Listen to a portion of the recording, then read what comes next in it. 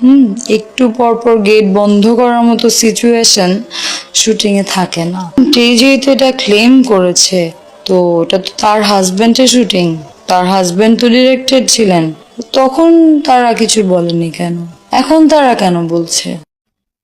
Ma'am, আপনি যে কথাগুলো বলেছেন তার উত্তর। আপনি যে বলেছেন যে তখন কেন বলেনি, এখন কেন বলছে। তখন বলেনি আপনাকে কে বলেছে? হ্যাঁ, আগে আপনি আমার প্রশ্নের উত্তর দেন।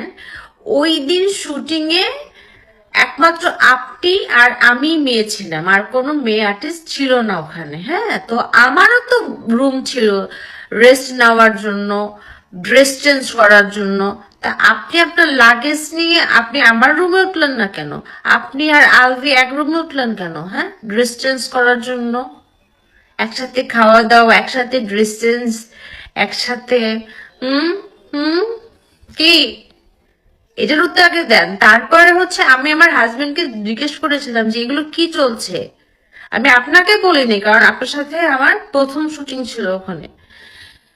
তো বলল, আমার হাজবেন্ড শুধু একটা কথাই বলল যে শুটিংটা শেষ করতে দাও, এখানে কোনো সিন ক্রিয়েট করা যাবে না, কারণ সিন ক্রিয়েট করলে শুটিংটা শেষ হবে না, অনেকগুলো টাকা লগ্নি করা আছে, আর একটা মান সম্মানের বিষয়।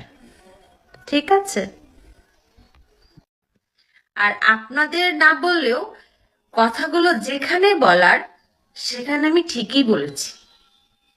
সে তখন স্টেপ নিয়েছে কি নেয়নি সেটা আমি জানি না, কিন্তু আলভি তার বউকে আবারও বলছি, এই কথাগুলো আমি বলেছি, আলভির বউ ইকরাকে আমি বলেছি, কিন্তু এই কথাগুলো জানার পরে আলভি ইকরাকে আমাদের সাথে আর মিশতে দেয়নি। উত্তর পাওয়া গেছে।